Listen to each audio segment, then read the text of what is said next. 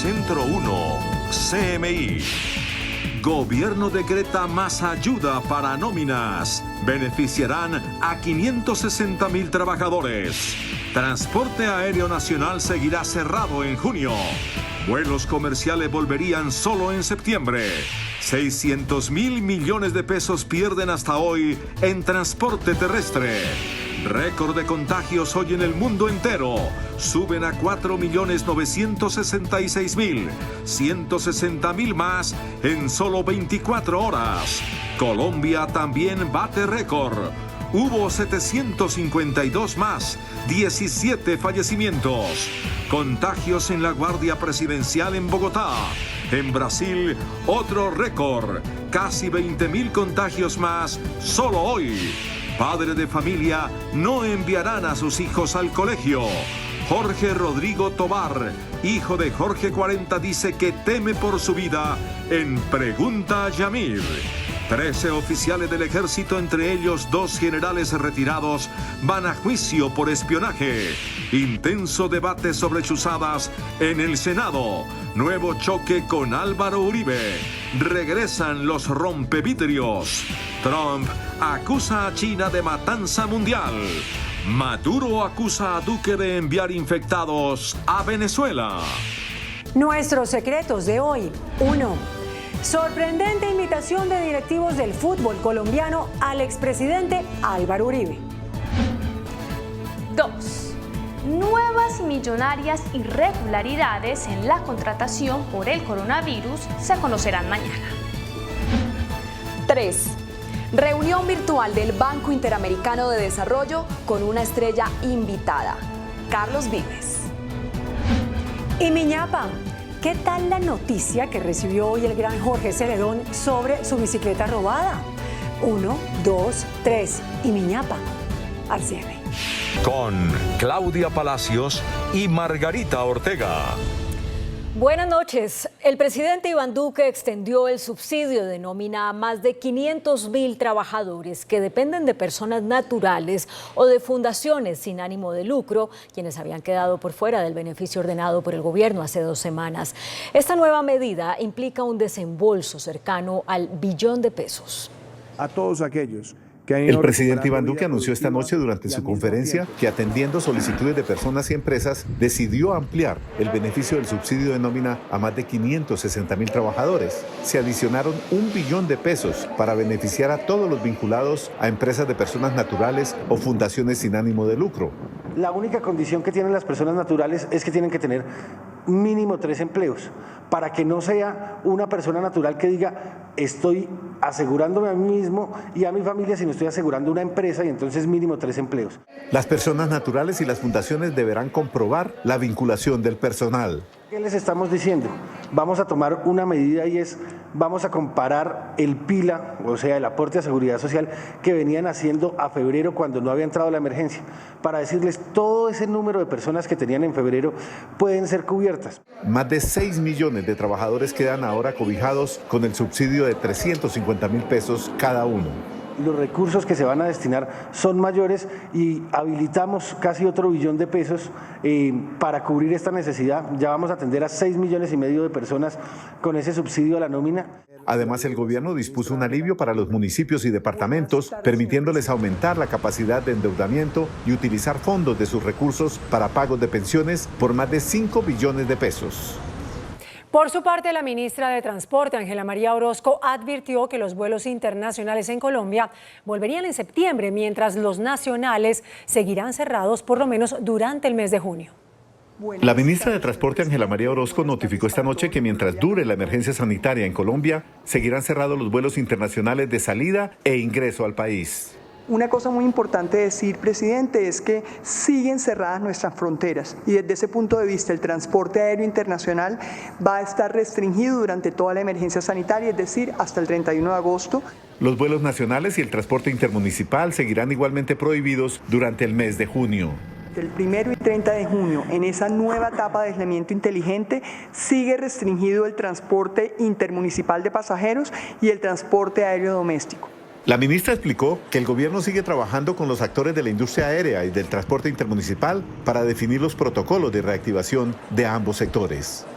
Y mientras tanto, las empresas de transporte terrestre que por ahora siguen cerradas reportan pérdidas por 500.000 millones de pesos. Las pérdidas del transporte intermunicipal alcanzaron los 600.000 millones de pesos desde que comenzó la cuarentena. Se calcula que son 200.000 los empleos que están en riesgo, según la Asociación de Transporte Intermunicipal ADIT. Y de una serie de actividades que giran en torno a la actividad transportadora, como son la gente que trabaja en terminales, desde el que trabaja en un montallantas, el que trabaja en una estación de servicios. Esos son un número muy grande de personas. Simultáneamente, el transporte de carga se encuentra paralizado en un alto porcentaje. Aproximadamente un 40% de las empresas de transporte de carga han tenido que reducir sus operaciones. A pesar de la parálisis en el terminal de Bogotá, se registran filas por estos días para comprar pasajes hacia municipios cercanos. No obstante, las empresas de transporte intermunicipal temen que en junio se deteriore aún más la situación.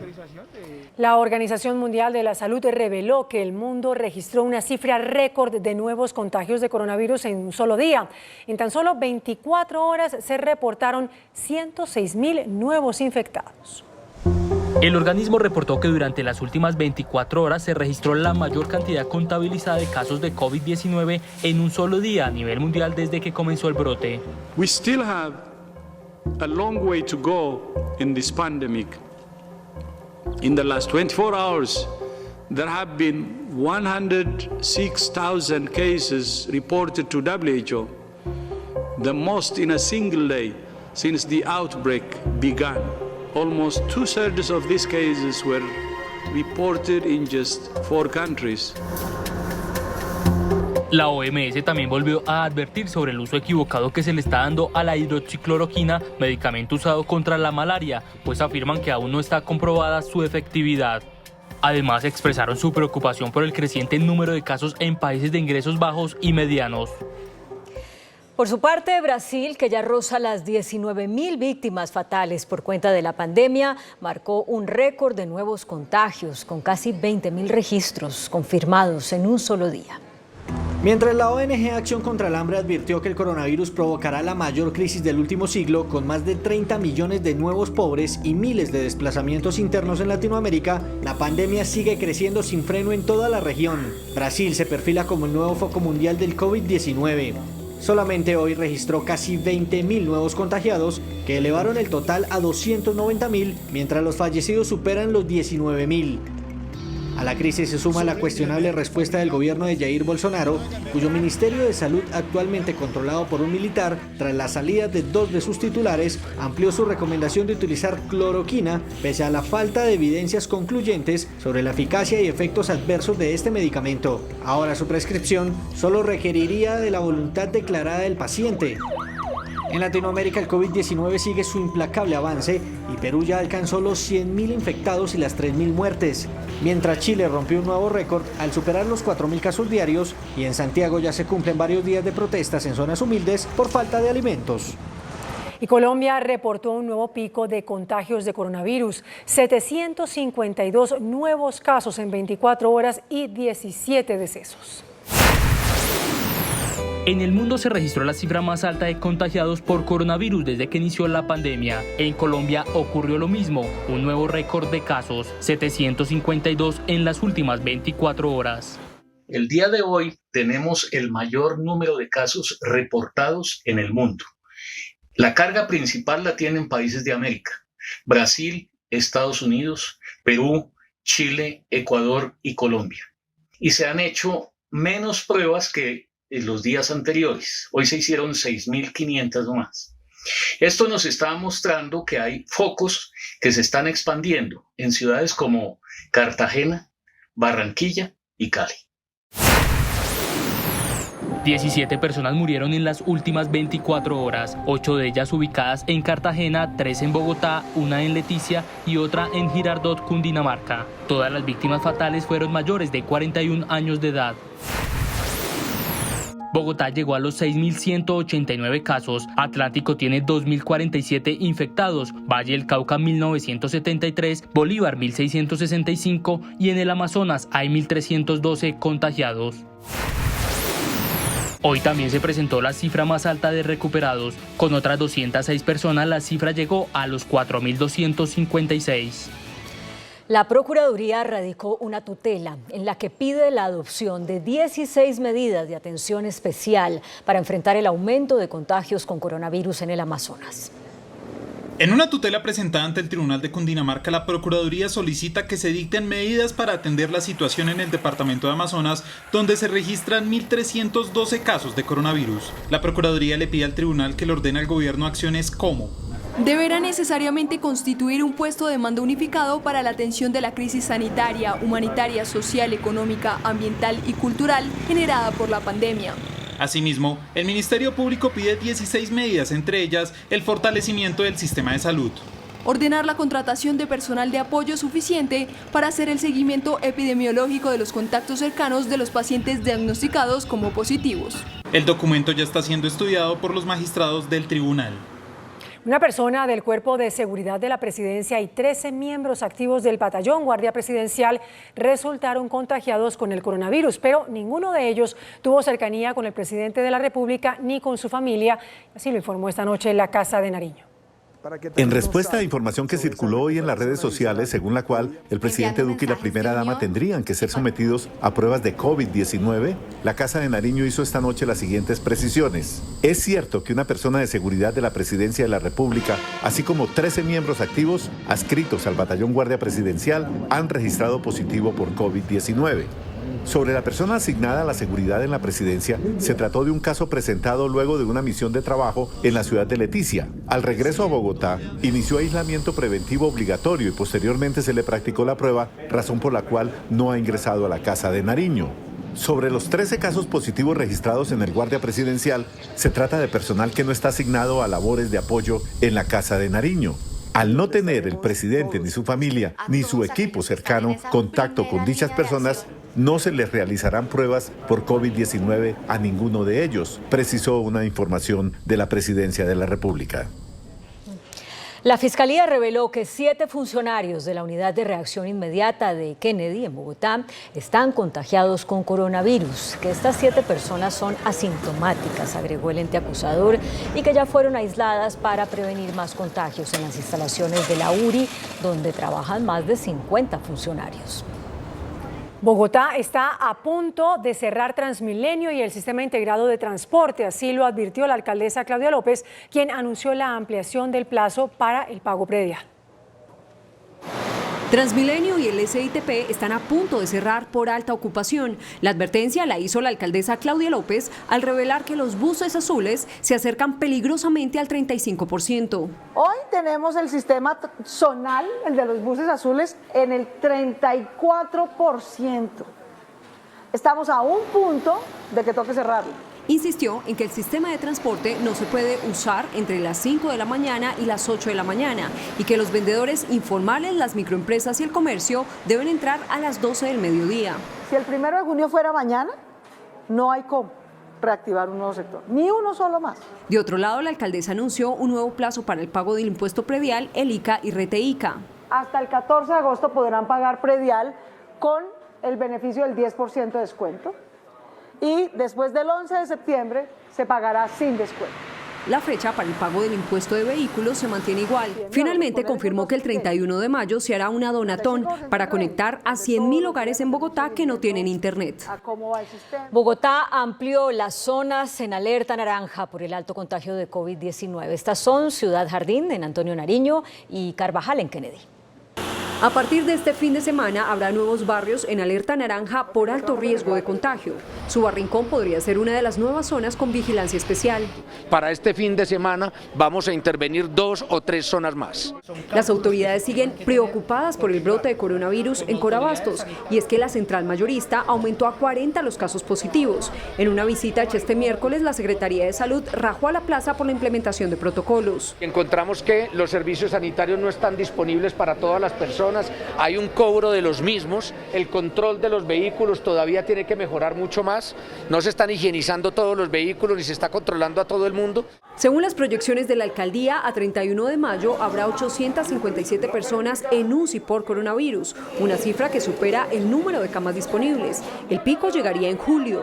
estamos en la curva de subida del número de casos. En el mes de julio, probablemente en la segunda, tercera semanas.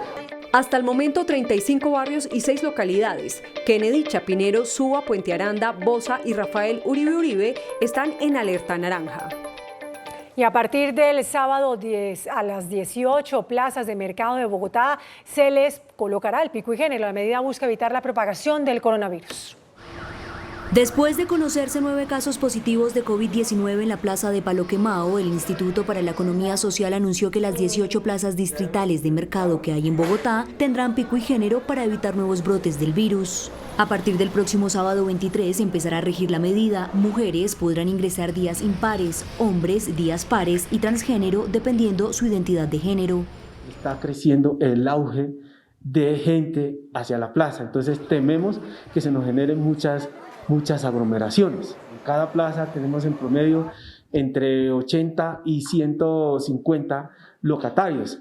Las plazas que implementarán el pico y género serán La Perseverancia, Las Cruces, La Concordia, San Benito, Santander, Carlos Restrepo, 20 de julio, Las Ferias, 12 de octubre, Kennedy, Quirigua, Trinidad Galán, El Carmen, San Carlos, 7 de agosto, Fontibón y San Per Mendoza.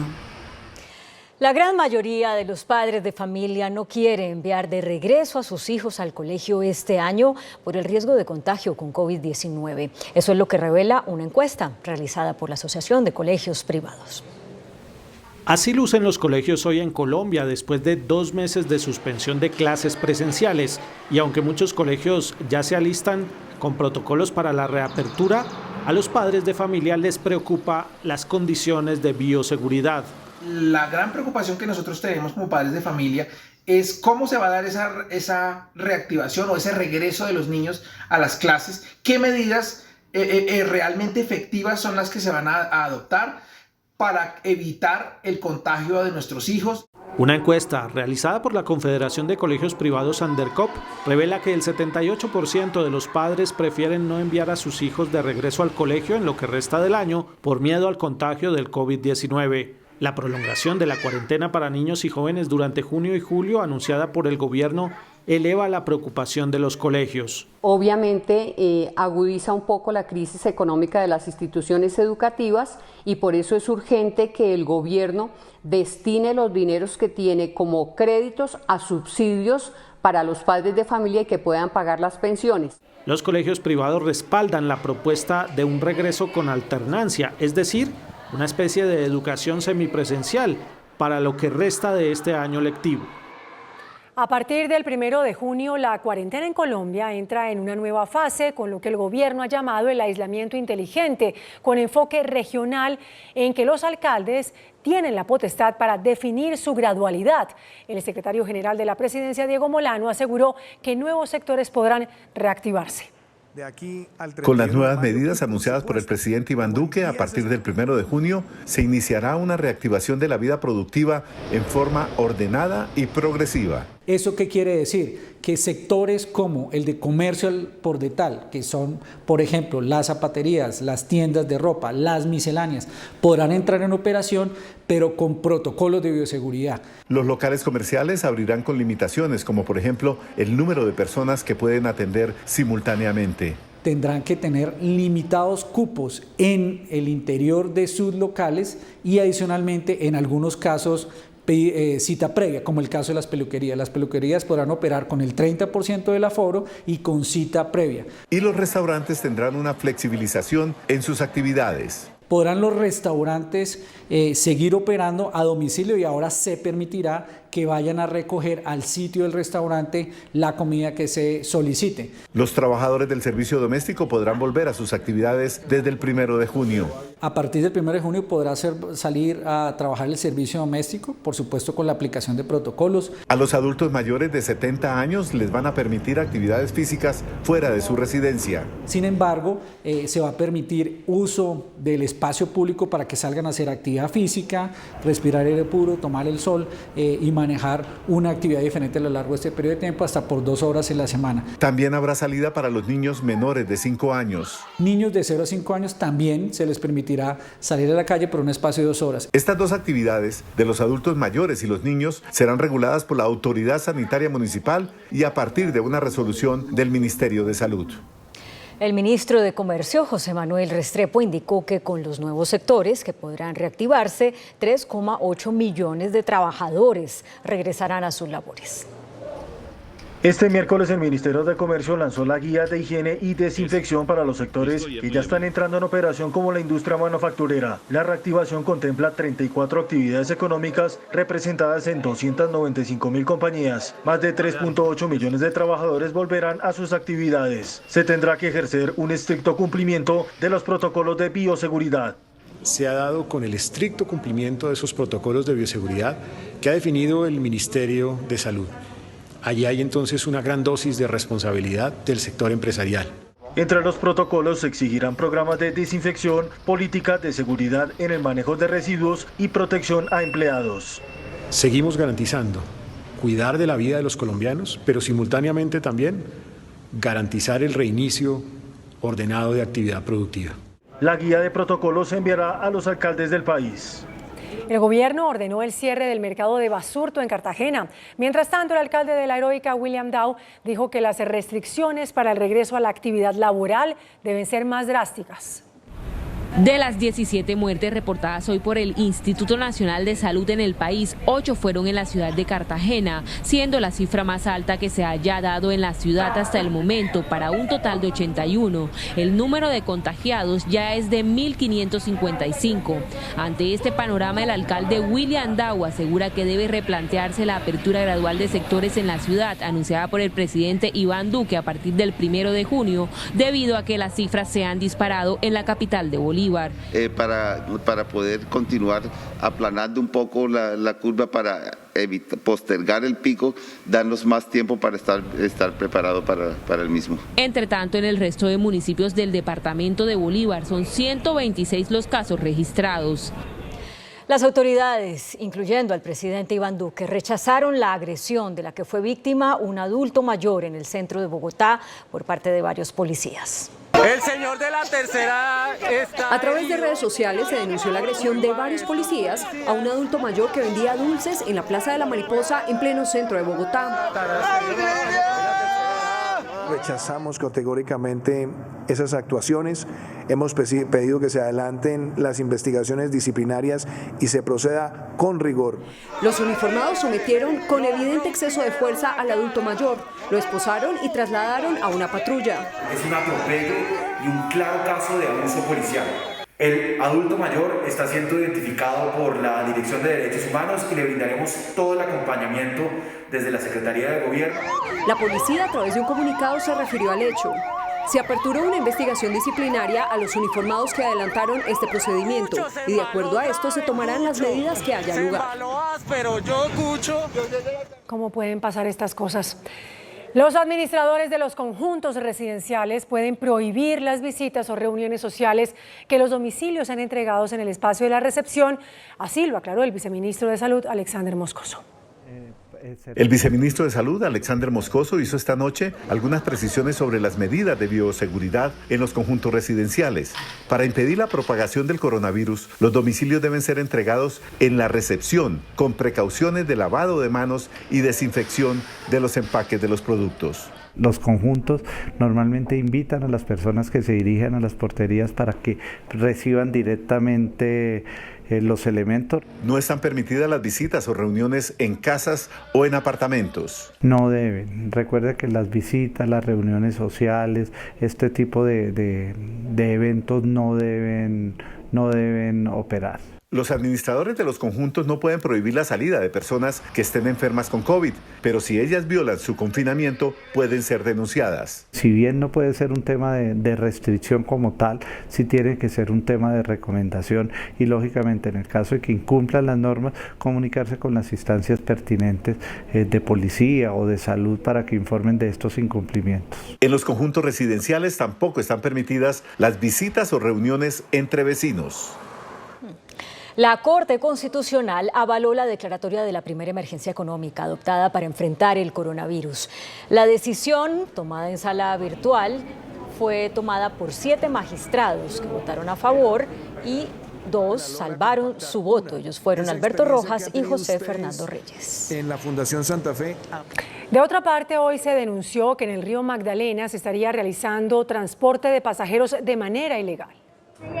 A través de este video, Óscar Cardona, gerente de la Sociedad Portuaria Regional de Magangué, denuncia que las empresas piratas de transporte fluvial continúan operando pese a la prohibición del gobierno nacional para controlar la emergencia por el COVID-19. Las empresas informales y los puertos que son puertos piratas, están haciendo operaciones como si no hubiera una epidemia. Asegura que la empresa a su cargo dejó de trabajar en el mes de marzo por el cierre de fronteras, pero las imágenes demuestran que el esfuerzo no ha valido la pena. El funcionario pidió a las autoridades pertinentes tomar medidas para así evitar la propagación de la enfermedad en el municipio de Magangué, donde se reportan 2 casos positivos y 1 recuperado. Un grupo de colombianos que labora en un crucero está pidiendo a las autoridades que les permitan desembarcar para poder retornar con sus familias que están en San Andrés. La empresa Royal Caribbean está repatriando a todo el personal del Caribe que trabaja en sus cruceros. La embarcación Rhapsody of the Seas, con 52 jóvenes isleños, hizo aproximación a San Andrés, en donde se esperaba que fueran acogidos por su nación, a pesar de que hace días vienen pidiendo ser repatriados. Confiando en el gobierno colombiano que den el permiso para que podamos llegar a casa y estar con nuestros seres queridos. Esto aquí no es fácil y pues ya llevamos 2 meses de total confinamiento. Lo único que le pedimos al gobierno colombiano es que nos apoyen con el permiso. Estos tripulantes cuentan con certificación médica de su óptimo estado de salud y se someterían al aislamiento correspondiente. Los navegantes estarán pasando nuevamente el 25 de este mes cerca a las islas, en donde esperan una respuesta positiva de parte del gobierno nacional. Cerca de 12 vuelos humanitarios se realizarán en los próximos días para permitir la repatriación de colombianos varados en el exterior. Hoy se conoció que entre el 25 de mayo y el 3 de junio aterrizarán en la capital del país otras 900 personas procedentes de países como Cuba, Bolivia, Estados Unidos, España, Costa Rica, Perú, Argentina e Italia. Porque no podemos poner en riesgo a las personas, muchos de los cuales llevan en aislamiento preventivo en el exterior ya mucho tiempo. Por ejemplo, tenemos que hacer una operación responsable que garantice sus derechos, que proteja sus derechos, como también los derechos de la comunidad receptora, en este caso de Bogotá.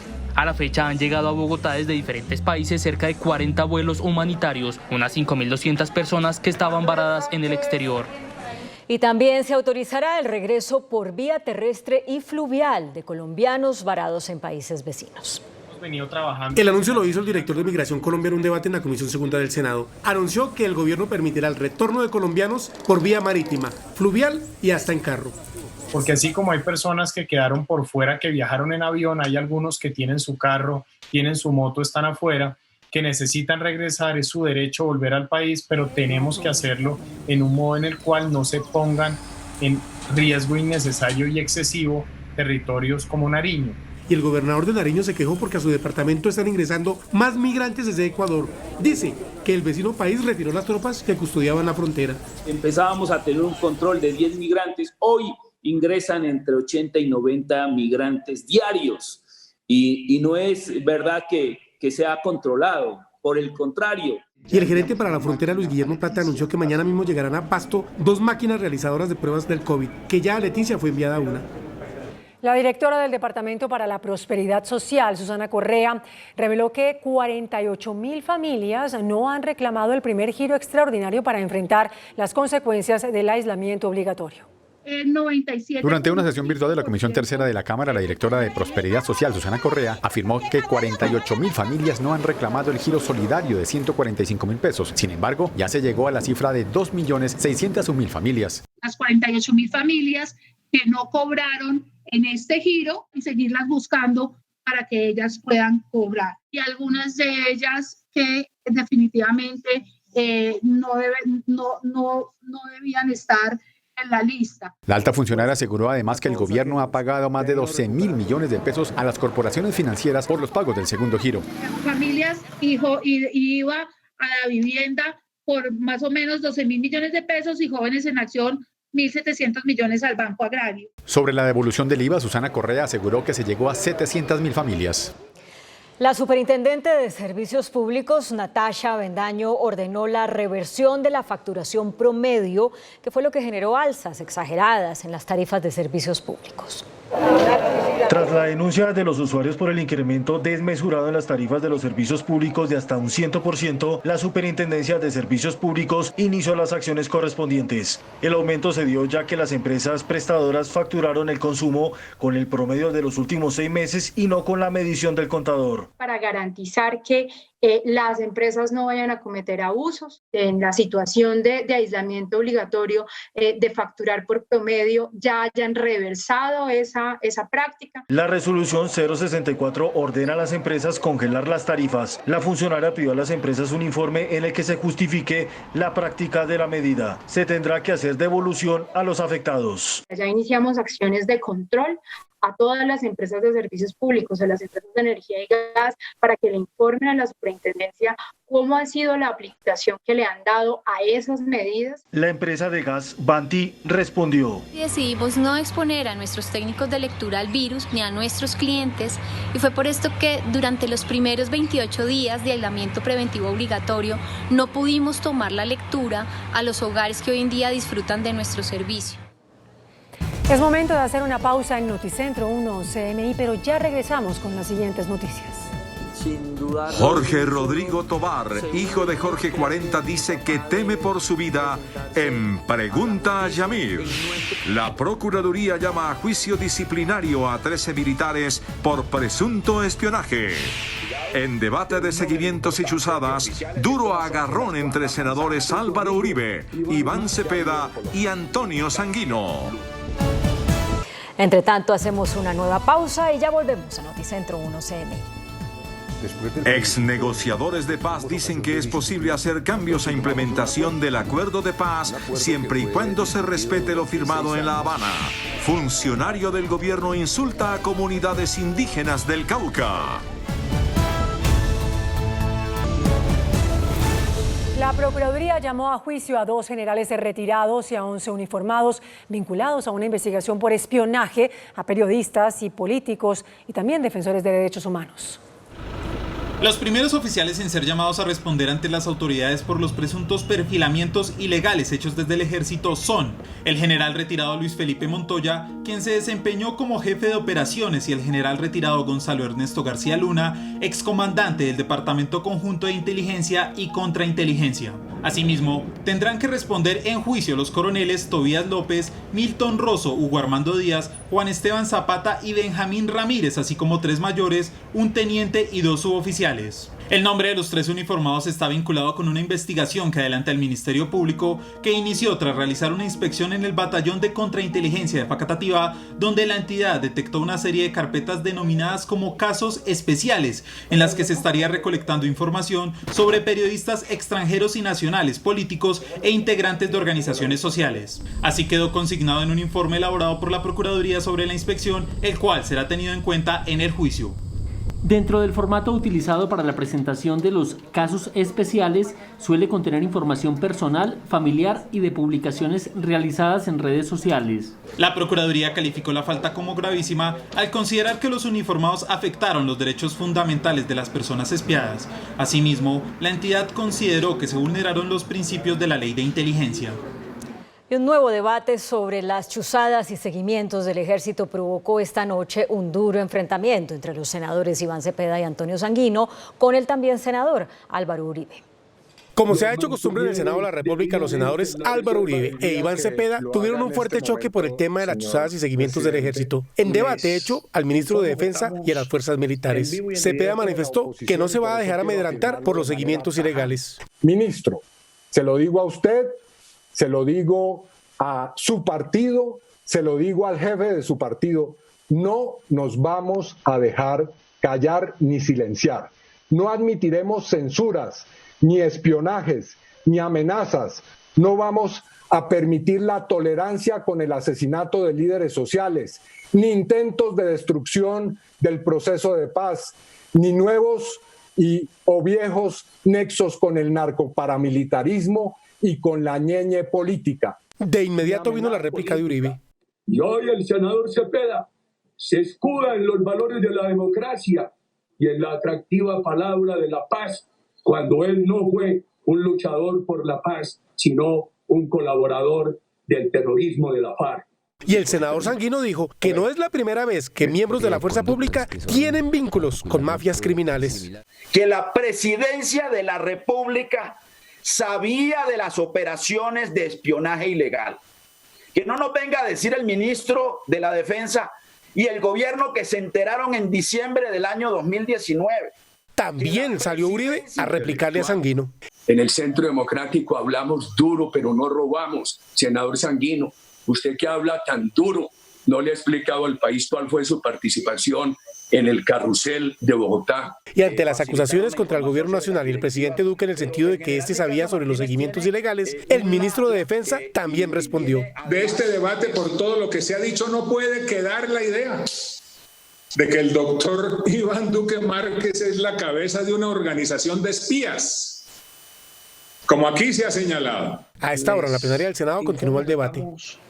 Exnegociadores de paz estuvieron de acuerdo en un pacto para hacer cambios en la implementación del acuerdo de paz con las FARC, siempre y cuando se respete el texto del acuerdo firmado en La Habana y se haga énfasis en los temas que han sido incumplidos, como la reforma rural integral y la reforma política. Para el ex jefe negociador del acuerdo de paz, Humberto de la Calle, la propuesta del ministro de Defensa de un pacto para hacer cambios en la implementación del acuerdo de paz debe partir del respeto a lo ya acordado y con temas claros.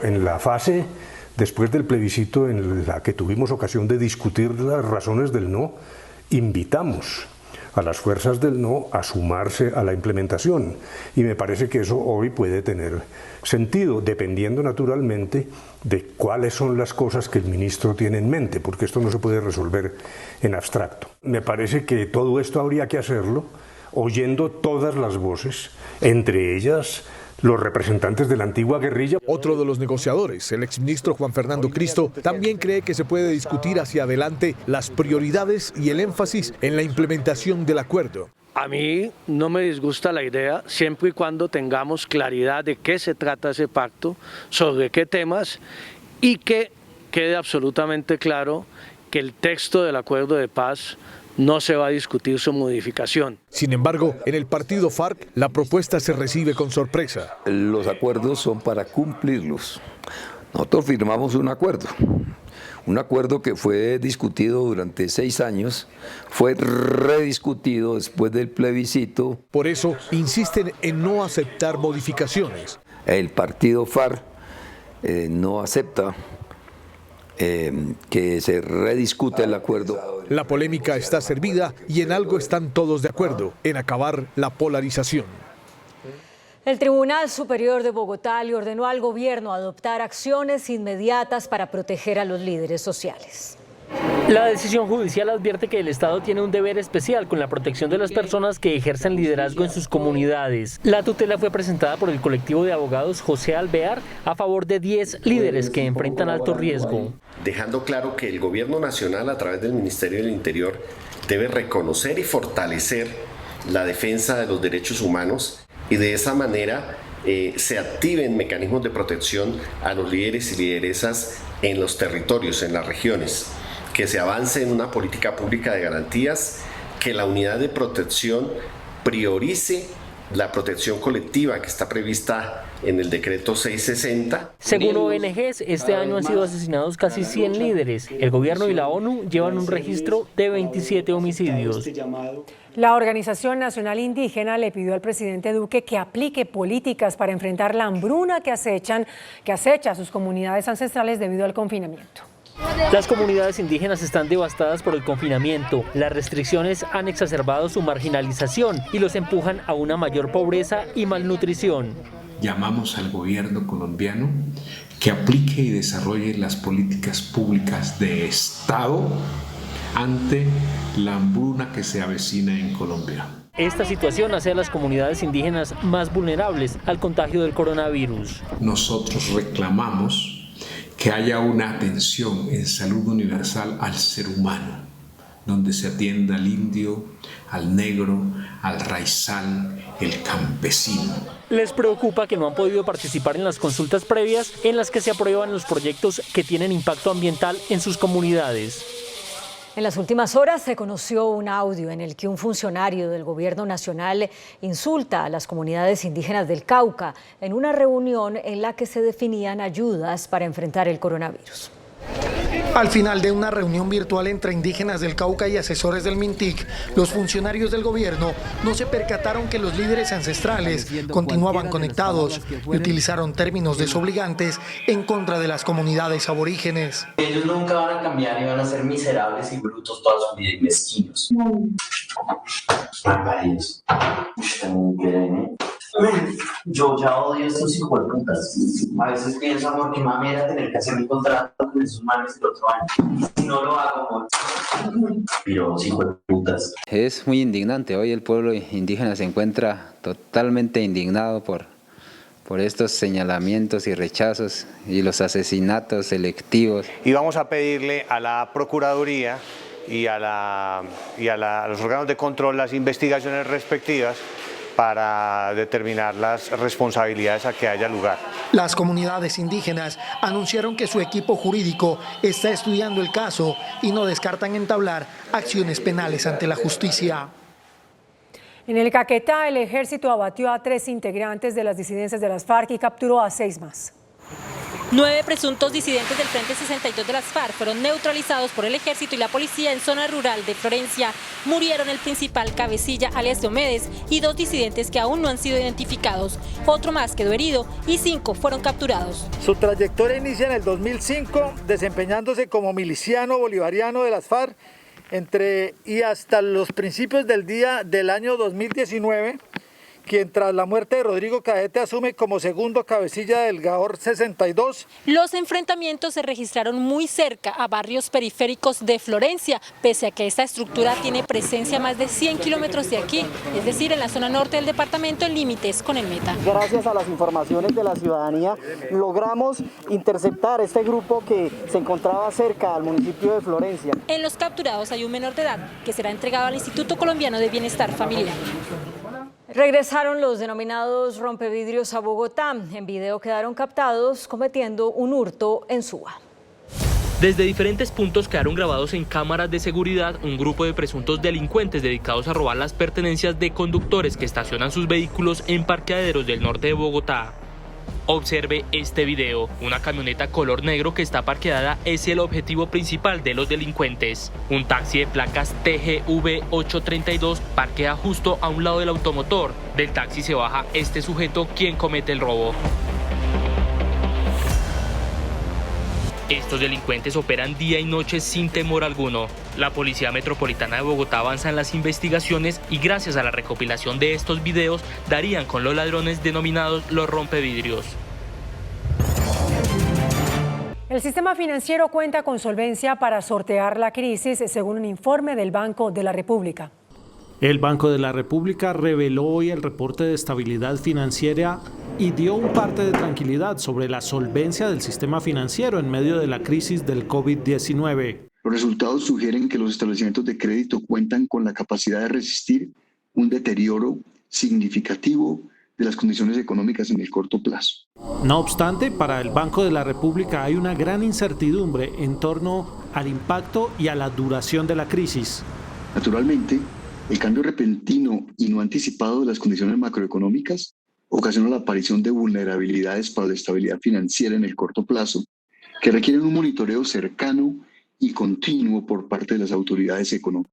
El deterioro económico por el cierre de empresas y negocios afecta la demanda y el otorgamiento de crédito. Como una reforma oportunista, calificaron las centrales obreras la propuesta de flexibilización laboral presentada por los gremios económicos. En debate en la Comisión Primera citado por el senador Alexander López, las centrales obreras enfilaron baterías contra la propuesta de reforma laboral presentada por los gremios. Que es oportunista, que es descomedido, que es desconsiderado y que es de mala leche que se pretenda utilizar las desgracias de una pandemia, las desgracias de una crisis para meter una reforma. Pidieron reunión urgente con el presidente, los ministros de Hacienda, Trabajo y Salud e hicieron su propuesta de dónde sacar recursos para esta crisis. Echar mano de las reservas internacionales para paliar la crisis que tenemos. Por ahora, 10.000 millones de dólares. Esas platas no son de ningún capitalista, esas platas son del pueblo colombiano. Y se opusieron a la propuesta de no pagar las primas. A la reducción de los ingresos de los departamentos por cuenta de la crisis económica generada por la pandemia, se suma otro golpe a sus finanzas, pues el contrabando de cigarrillos está disparado. La Federación de Departamentos, a través de su director ejecutivo Carlos Camargo, dio a conocer el balance por contrabando de cigarrillos durante 2019. La cifra aumentó del 25 al 30%, especialmente en regiones como Magdalena, Guajira y norte de Santander, entre otros. El aumento del contrabando de cigarrillos entre 2017 y 2019 ha llevado a que los departamentos dejen de recibir 1 billón de pesos, que en medio de esta pandemia, asegura el director ejecutivo de la Federación, Carlos Camargo, serían de gran ayuda. Y el sector de la salud ha dejado de recibir 90.000 millones de pesos por el cierre de los casinos y los juegos de azar.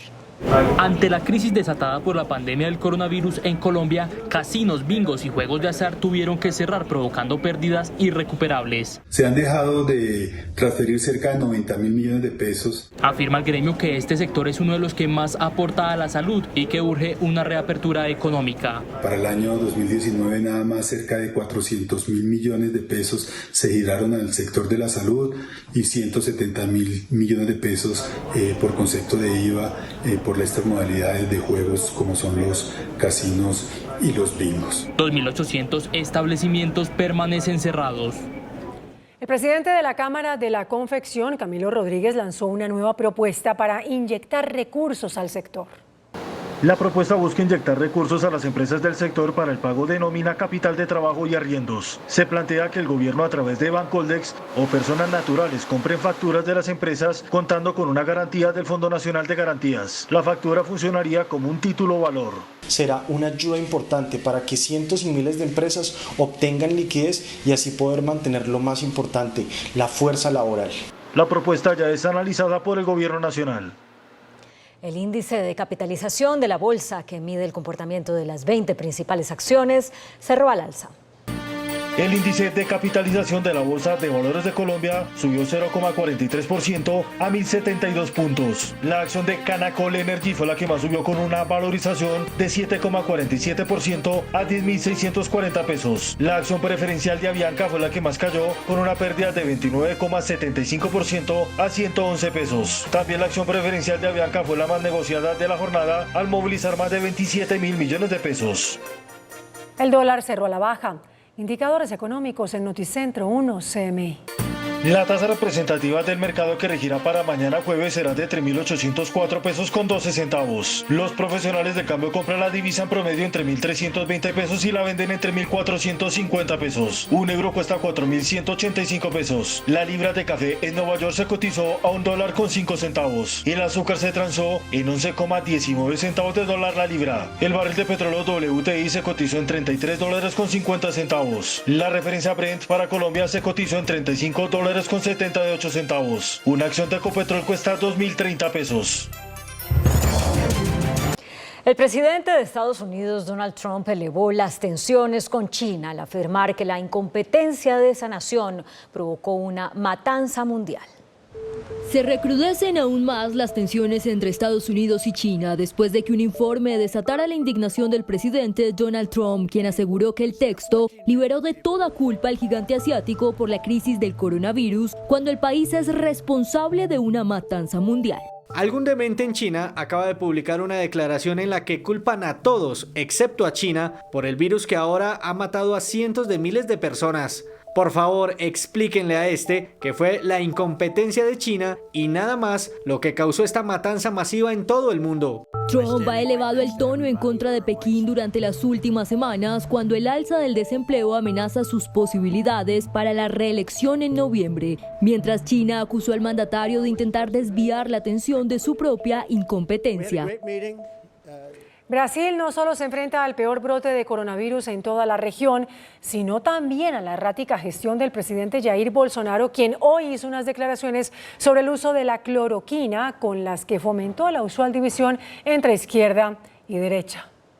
Pese a que el gigante suramericano ya alberga la tercer peor infección de todo el mundo, el presidente Jair Bolsonaro subestimó la crisis desde el inicio y su errática gestión ya provocó la renuncia de 2 ministros de salud que discreparon con la postura del ultraderechista que tildó el COVID-19 como una gripecita. No meu caso particular, pelo meu histórico de atleta, caso fosse contaminado pelo vírus, não precisaria me preocupar.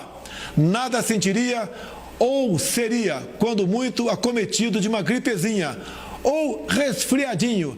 Bolsonaro se ha burlado insistentemente de aquellos que defienden las medidas de aislamiento y de hecho en plena pandemia salió a las calles de Brasilia sin ningún tipo de protección. También aceptó que no las respeta y cuando es cuestionado por el número de muertos responde: Lamento, que faço o quê? Eu sou Messias, mas não faço milagre. Ahora aseguró en tono sarcástico que le daría cloroquina a su madre y anunció un protocolo sanitario para reglamentar su uso, a pesar de que aún no existen pruebas sobre su efectividad. Toma quem quiser não toma. Quem for de direita toma cloroquina, quem for de izquierda toma tubaína.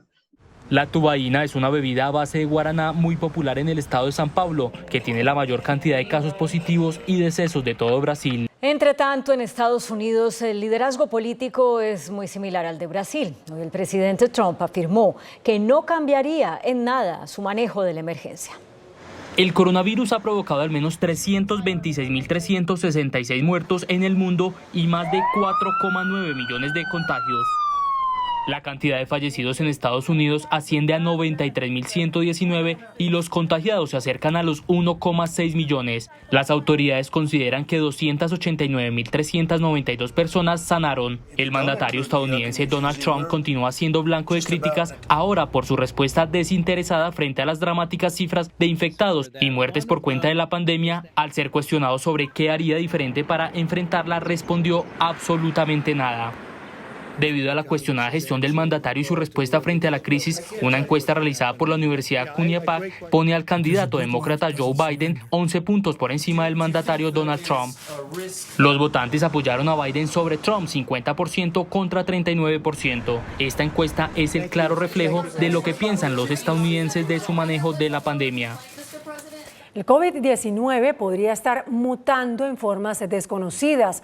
Así lo afirman médicos de China, quienes están observando que el coronavirus se manifiesta de manera distinta entre los pacientes del nuevo brote en la región noreste del país.